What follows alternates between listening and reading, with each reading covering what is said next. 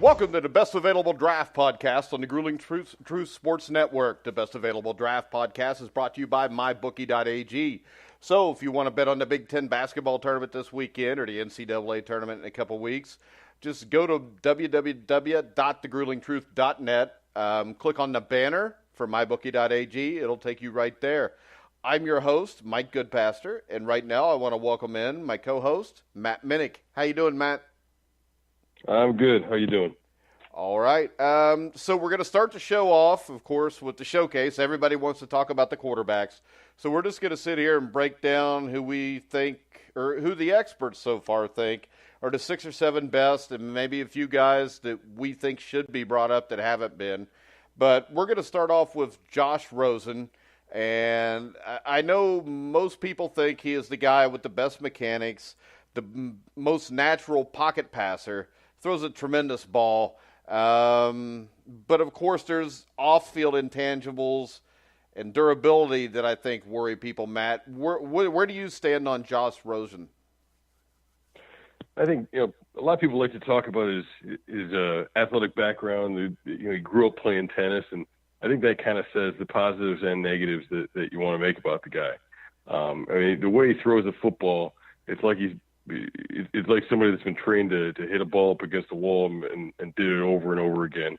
And the guy mechanically is a machine. He's got the smoothest technique of any of the guys in the draft class. He can throw into nice tight windows. But I think that's kind of the personality problem too. Is he's got that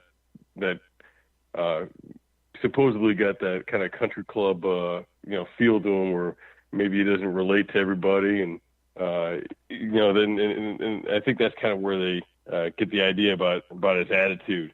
That maybe he's just not somebody that fits with the other guys in the NFL. That he grew up in a different area and had the Ivy League parents and the tennis background and stuff, and that he's not down to earth enough to hang out with those guys.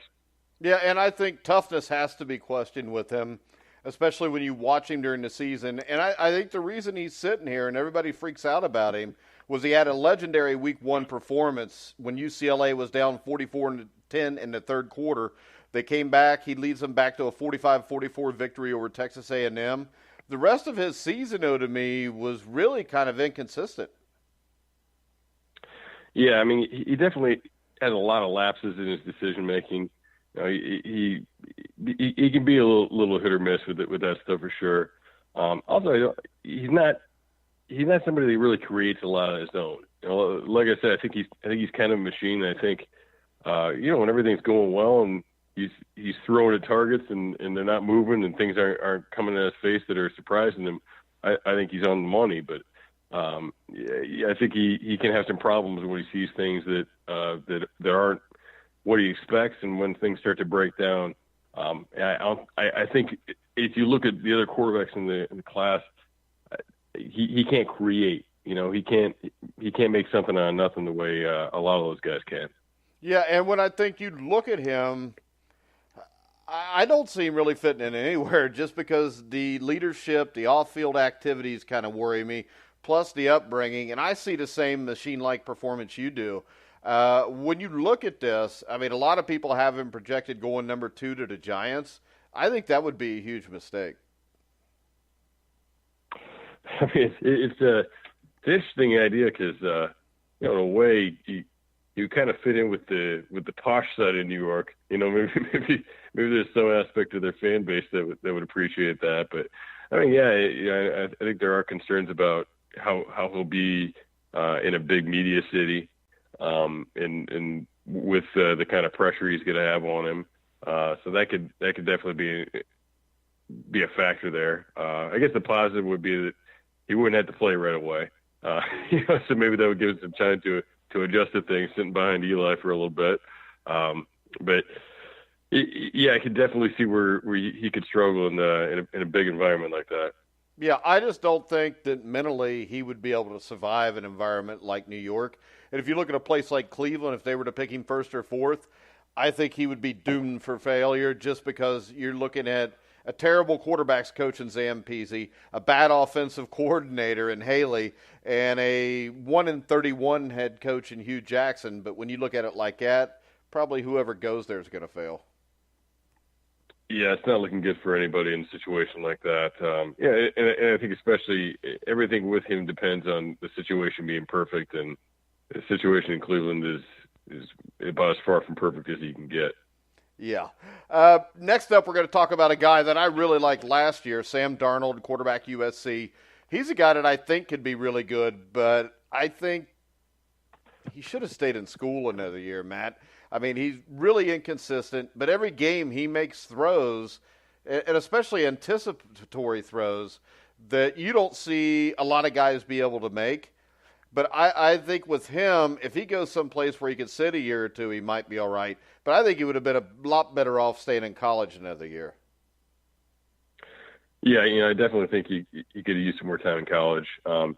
He's a prototypical, old school Pac-10, especially USC quarterback. I think he fits into the Carson Palmer kind of mold there. He's got the tools, he's got the build, that NFL build. He's got surprising mobility.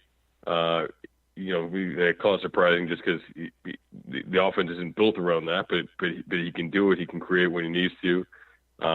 He shows real good presence in the pocket. And he's got that big strong arm. So definitely a lot of positives there, but he throws way too many picks for my liking. Well, see, my problem's not the picks, Matt. My problem is his tendency to only have one hand on the ball and how many times he fumbles the ball. Oh yeah, that had to do with it too. He's turning the ball over one way or the other. He's throwing picks. He's taking a lot of sacks too. So he's taking the sacks. They're getting the fumbles on the sacks. Just a ton of negative plays for the guy, and a ton of positive plays too, but a ton of negative plays. And you can't be, you're not gonna be able to do much in the NFL with that kind of inconsistency. Yeah, and when we look at places he could go, I mean, I think to me he's a late first round talent, but you know how this is. Somebody's going to overpick him, just like they did Tim Tebow, Johnny Manziel, guys like that. Only I think Darnold does have more upside than both of those guys.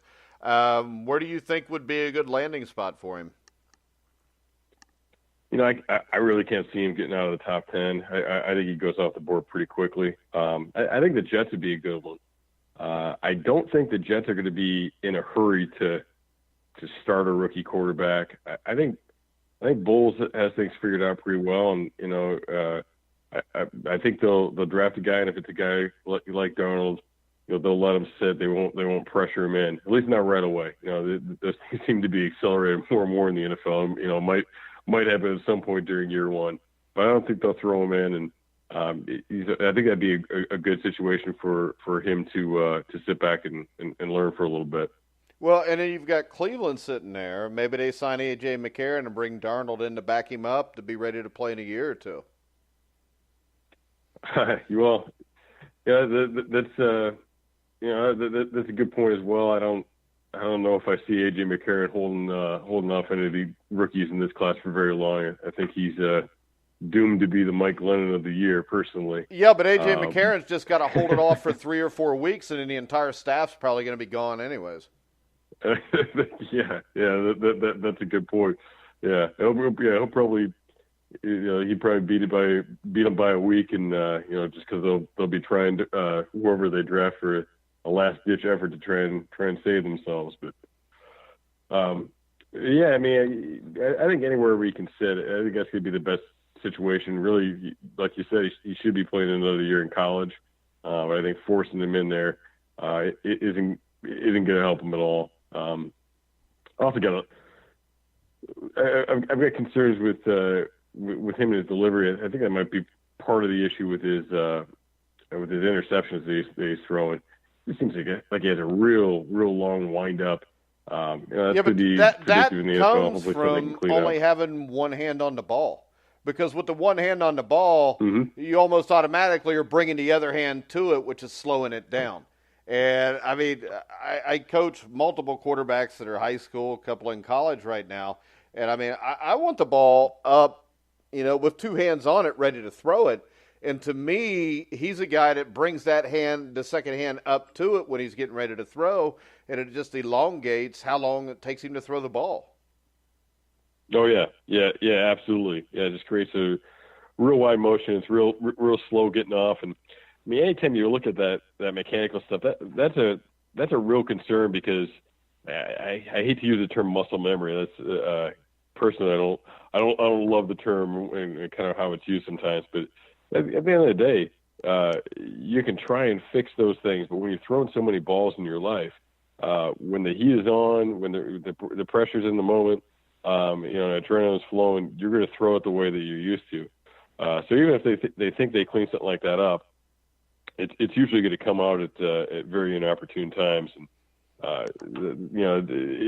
it's a real concern. It's a tough thing to fix. Yeah, the perfect example of the muscle memory thing is Tim Tebow, because everybody was always trying to shorten up his motion, and they'd show him in training camp, and he's throwing 7-on-7s, and he's throwing the ball like 100% better than he ever did. But then as soon as you got him in a game, everything reverted back to what he'd been doing since he was 8 years old. Yeah, absolutely. I mean, that's what he did well. That's what he did well was game. Just figure out how to win the situation. So yeah, it broke any chance he had to throw in the ball. Being able to be in the zone that he was able to play in. Yeah, and see, the thing is this: a longer motion like Darnold's or Tebow's, you can win in college, but the space you have to throw in, the windows you have to throw in the NFL are so much smaller that you've got to be able to get the ball out right when you see where you're throwing it. Oh yeah, definitely. It's a much smaller gap, and I mean, really, you got to be throwing it before it's open. Yeah, you got to be throwing guys open and seeing those things and anticipating those things. And it doesn't do you much good to be anticipating things when the defense can get a read on you that quickly with that slower motion. So yeah, that's gonna be a real hurdle for him. All right, next up, maybe the most interesting guy in this draft class, Josh Allen, quarterback from Wyoming, had a really strong showing at the Senior Bowl. I mean, this is a guy that I think has shown improvement since the end of Wyoming for him. I don't know who his quarterback's coach is, but it does seem to make a little bit of a difference here. He is a strong character guy. I know from the NFL scouts, they say he interviewed really well. But the thing that really sticks out to me is college. We talked about the windows, bigger in college than in the NFL. He only completed 56% of his passes. And the thing I did notice at the Senior Bowl and the practices, he was much better with his eyes and feet. But still, when you watch game film, a lot of times his feet aren't in coordination with his eyes, which has a tendency to make him either too soon on a throw or too late on a throw. Yeah, he definitely seems to lack the timing that you want on his throws. A lot of funky things with his mechanics. That again you're gonna want to try and address. Maybe not at the same level really as Darnold though, in terms of the importance of it. It's not that full wind up, but I think the footwork stuff is actually easier to fix. Yeah. For most of these guys.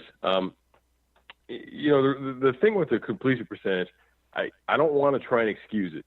Because you look at that, and we'll talk about it later with Jackson as well. There's a lot of things that go into it. With Allen, he was playing in a more of a pro type system than a lot of the guys that we're going to be talking about, and that that has its positives in what he's reading, what he's seeing, the things he was asked to do. Probably put him mentally above most of the competition. That he's making line calls, that he's making the sort of adjustments. He's taking a snap under center on a regular basis. Those things are important. I think that's why you saw part of why you saw Carson Wentz make a quick transition to the NFL. From the FCS level. He's coming out of a similar system. head coach is the same guy that was once his head coach at North Dakota State when he started out there. But where it hurts you with the completion percentage is because you're not spreading the formation out. There are a lot more opportunities. There are a lot of different types of pressure packages that he had to account for, and he did that to get the ball off and a little bit quicker than a lot of those guys, and not in the designated playing ways like with RPOs and things of that nature. So I think that can skew that a little bit when you're looking at the at the way those things break down. Statistics can be a little bit deceiving. He's got a huge arm. He's got the build. He's got physically everything you'd want in an NFL quarterback.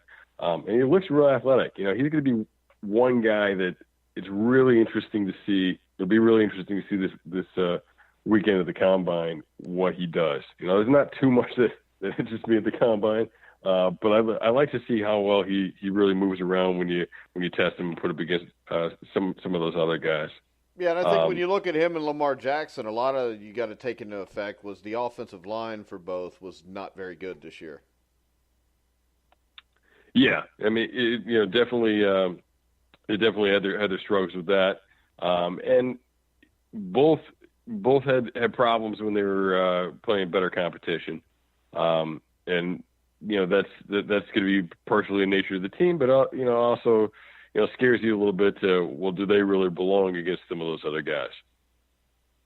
Yeah, and that brings us to Lamar Jackson.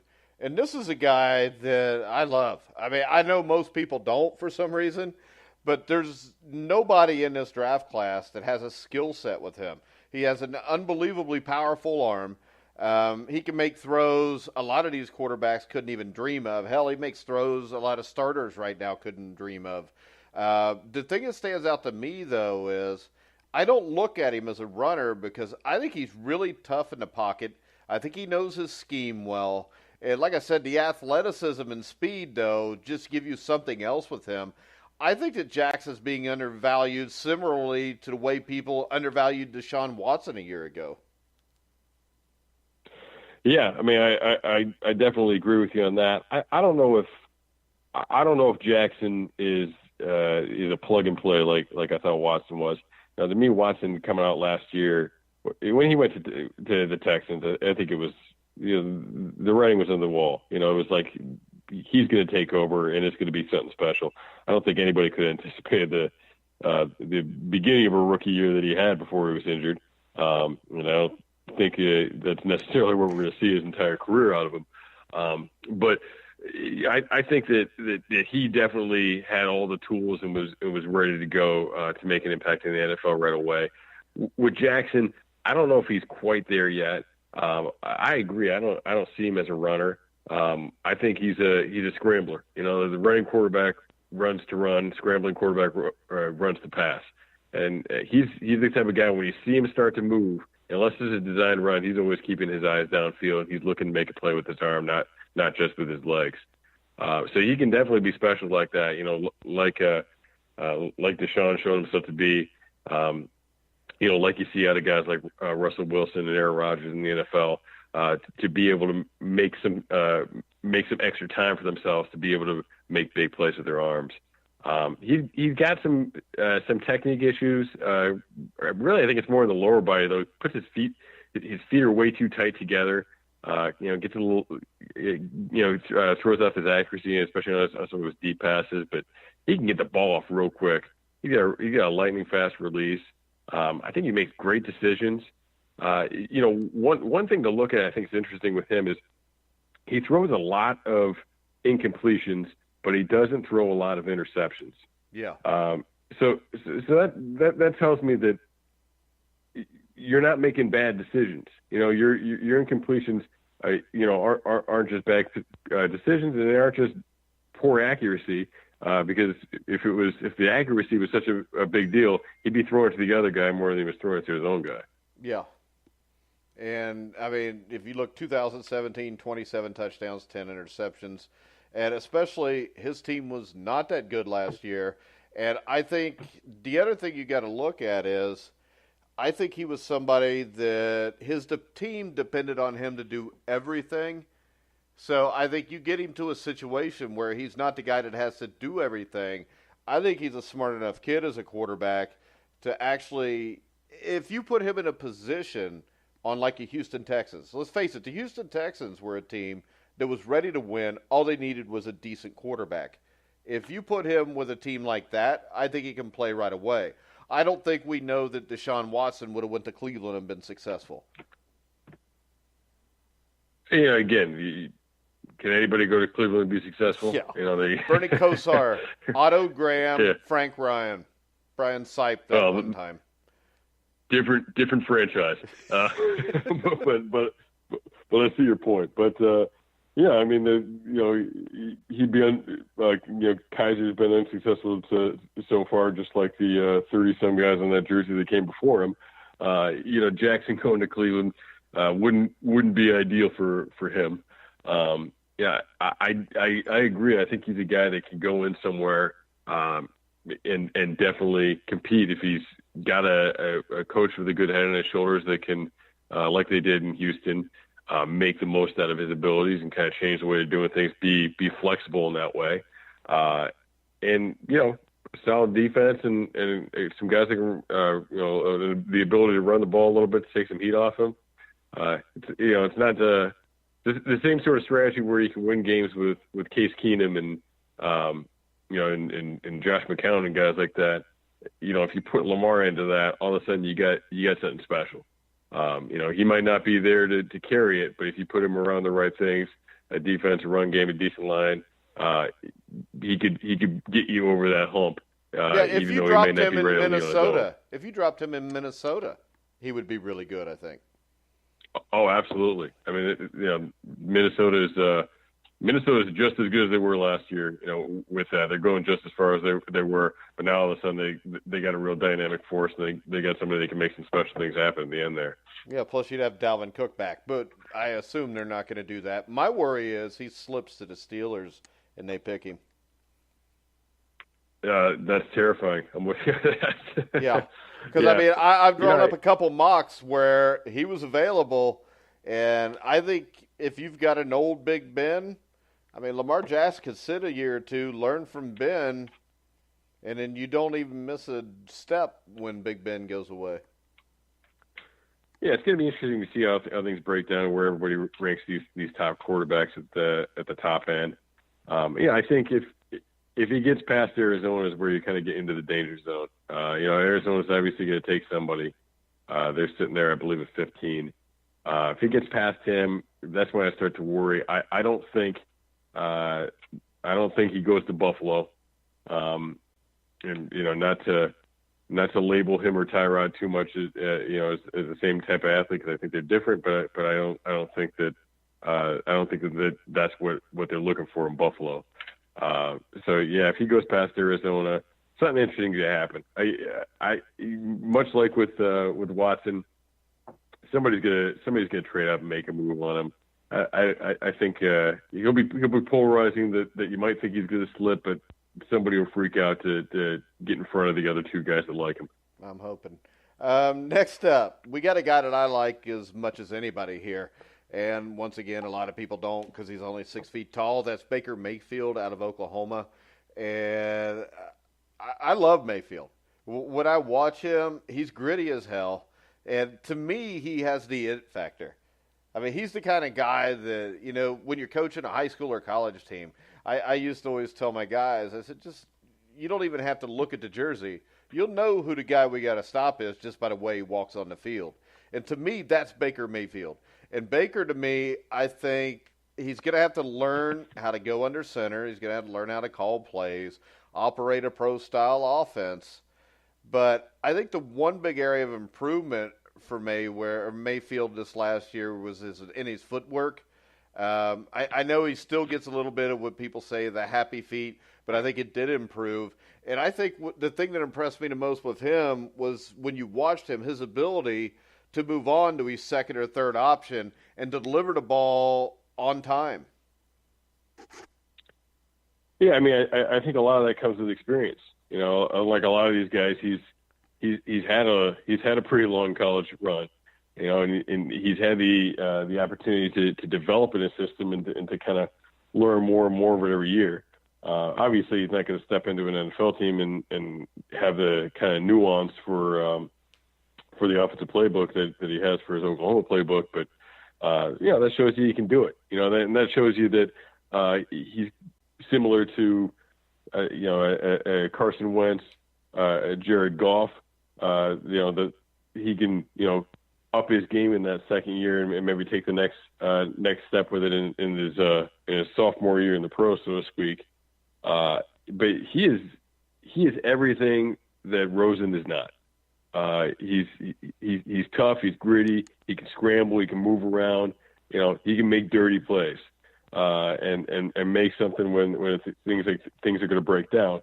And he's got that attitude. Like you said, he's got that swagger. He's got instant credibility with everybody in there. He strikes me as a guy that he can come in as a young guy and lead an NFL team full of grown men, with guys that are in their 30s that are veterans. He's got that swagger that he's not going to care who else is in that huddle. He knows he can take control of it. Yeah, now, along with that, he's the opposite of Rosen with the technique and stuff too. That he does have some issues. He doesn't have the prototypical size. And he's not going to. He's not going to win any beauty contest with his technique. But at the end of the day, I'd rather have the tough, gritty playmaker than the guy that looks good thrown on air. Yeah, and I'll tell you something I think he's better than most everybody in this class is he's really skilled at lofting a touch pass downfield. And the balls he throws are really catchable. Yeah, I mean, he's had a lot of success, and really with everything he's done in Oklahoma's office has led him with success. Obviously, they get a lot of attention for the quick passes, the RPOs, and all that type of stuff that we're seeing. We're starting to see not as much as people like to talk about it, but we are seeing some of them on Sundays. And obviously that helps to pad the stats. But yeah, he can throw a great deep ball. And he's really getting the most out of everything he can do within that system. All right, next up's a guy that got me a lot of dirty emails the other day when we put out your mock draft, Mason Rudolph. I do not see anybody trading up for Mason Rudolph. What I see, and maybe you disagree with me, what I see is a guy with average arm strength, good size, but just like Mayfield, he's never been under center. He needs to learn how to call plays in the huddle. But the thing that really stands out to me is he holds onto the ball way too long, and his anticipation is terrible. I think he gets a lot of bad press over some of that. He is a spread quarterback, and I criticize enough people for being spread quarterbacks, so I got to be fair about that. But I think he can be more than that. I think he's got a strong arm. I think he's more the Bledsoe, more the gunslinger type than just that spread dink and dunk guy. He gets explosive plays. He can throw. He throws a great deep ball. There's kind of a catch-22 with it. A lot of people are saying, well, he's only making plays because of Washington, but then there's also people that don't love Washington. They're saying Washington's only making plays because of him. But I think the tandem's been great. He can make plays, big plays with his arm, throwing the ball downfield if he's got the right kind of receiver. He's good in the pocket. Doesn't get flushed out. But he also probably shouldn't get flushed out. He's not going to do very well in that situation. He is more of a pocket guy. Definitely has some issues with his technique, with his footwork. That'll need to be worked on. But I think somebody's going to fall for it. I realize he's not the most, he's not the guy that's getting all the love. He's not the guy that's getting talked about all the time. I think he goes in the first round.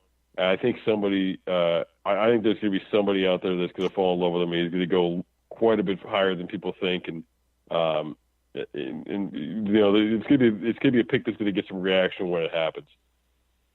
Yeah, it wouldn't surprise me because there's at least one of them every year, usually a handful. All right, so we go through what most people think are the top six. Now we'll just talk about a couple guys that maybe we like. I think you like this guy too, but that would be Kurt Benkert from Virginia. Has good size, above average arm strength. He isn't a great athlete, but he has enough mobility to extend plays with his feet in the pocket. I think he throws a really good deep ball with accuracy. What's your take on him?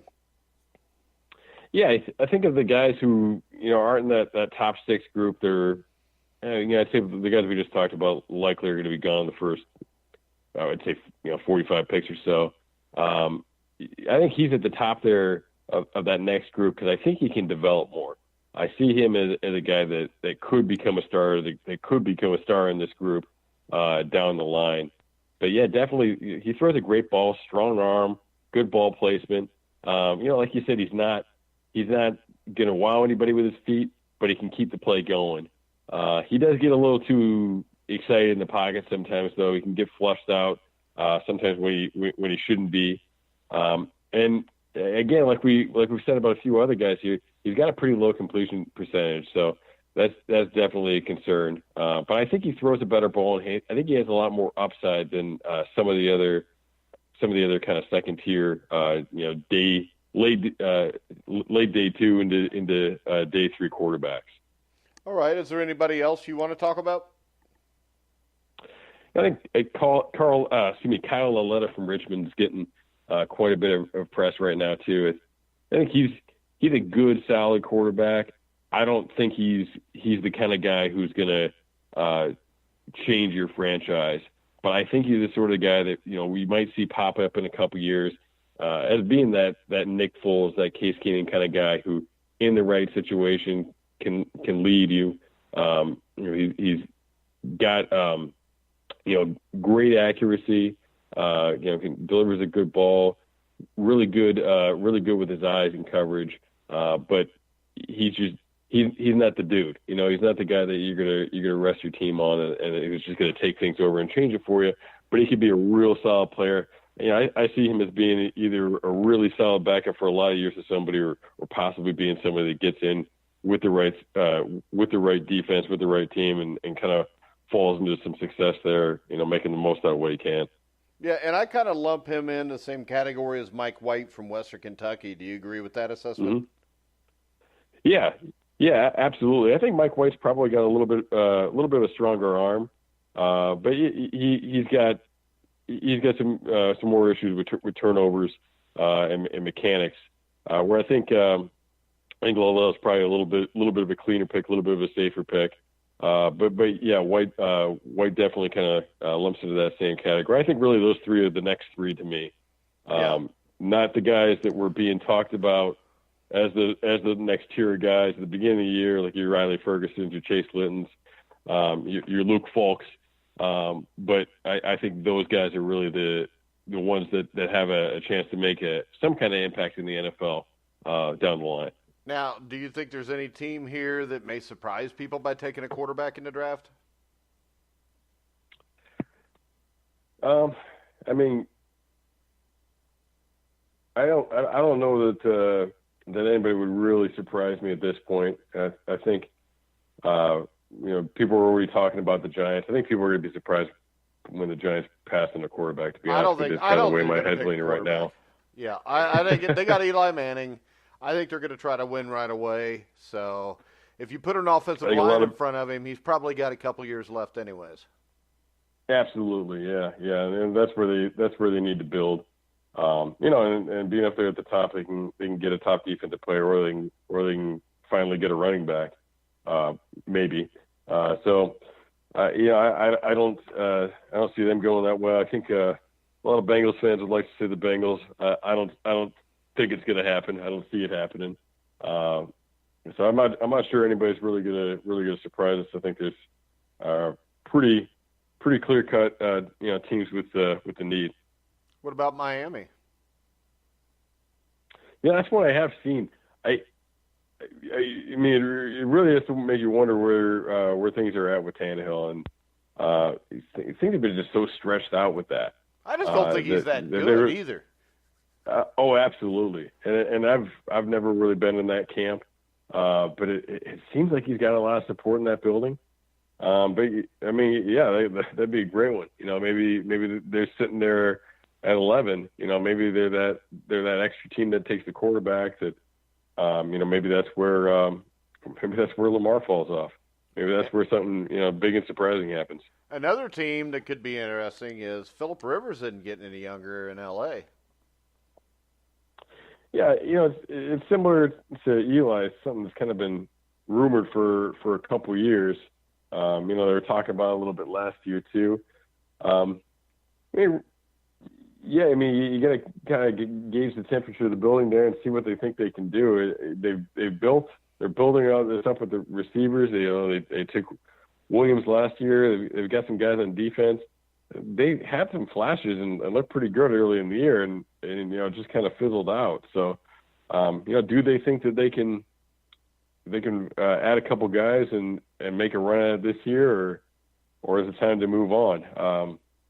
It's kind of hard to see. I think having their crosstown rival being pretty good last year, that could force their hand one way or another. That might be pressuring them to get their next gen quarterback.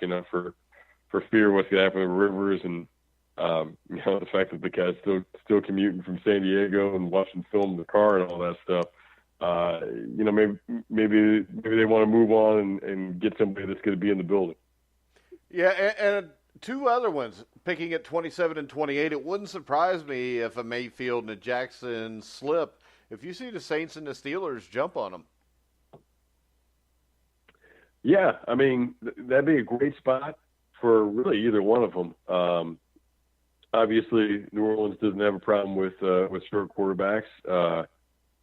You see a lot of lazy comps during draft season. I think when people love to compare Mayfield to any short quarterback they can think of.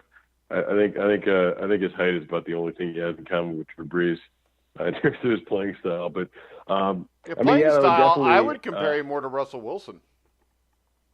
Oh, absolutely, yeah. I mean, if you want to go, height and playing style, yeah. Russell Wilson's not a bad comp at all.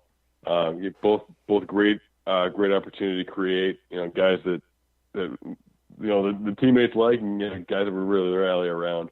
But yeah, I think New Orleans would be an interesting one. I would surprise me a little bit, and I've mocked it and I've thrown out Lamar to the Saints before, but it would surprise me a little bit if they didn't look to continue to build their defense of the O-line to, really, rebuild and make another push at it next year. I think it's going to be some good linebackers sitting around at the end of the first round, and they might look to upgrade their defense that way. Yeah, I'm just thinking if a Mayfield was to slip through, it may be hard to pass up on the guy that 10 years from now could still be there, and maybe you don't miss a beat when Drew Brees goes. I mean, look at Aaron Rodgers. That's plus a lot of this goes down to this. I mean, if you look at it, I mean, they may be able to solve some of their problems like they did last year in free agency on the defensive side too, which would then give them some leeway to maybe be able to go out and get a luxury. Yeah, I mean that's definitely true. It's an interesting scenario. What if that guy falls into your lap? And I think that every team kind of has to balance with that to some extent. I think you have you plan for what you expect, and you plan for bad times. But I think even the Packers way back when probably weren't expecting Rodgers to be there. They need to be ready in that moment to make that decision and be like, okay, well, we gotta think about the next 10 years instead of just winning the next one. So I think that's one of those great tough decisions to have to make if something like that falls into your lap. All right, very good, Matt. What position we do it next week? D-line. All right, we'll go defensive linemen, defensive tackles, and ends, I guess.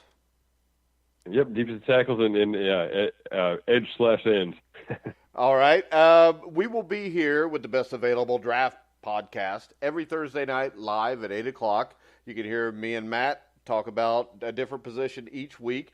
This will all lead up to the NFL draft, where we will have our third annual draft show, which will be live on Spreaker and thegruelingtruth.net, so you don't have to listen to Mel Kiper's dumbass if you don't want to. We give you that option. All right. You got much better hair than me, though. Me too. I shaved my head. But I shaved my head just because I don't want people to think that I look like Mel Kiper. But remember, go to thegruelingtruth.net, click on the mybookie.ag banner if you want to bet on the NCAA basketball tournament, the big heavyweight championship fight this weekend. You can check out all the shows. Matt Minich's mock draft, that came out today, didn't it? Yes, it did. It came out today. Make sure you check that out. You can hear all of our shows on iHeart, iTunes, TuneIn, Spreaker, Stitcher. Wherever you find sports podcasts, you'll find The Grueling Truth. So for Matt Minich, I'm Mike Goodpaster. You've been listening to The Grueling Truth, where the legends speak.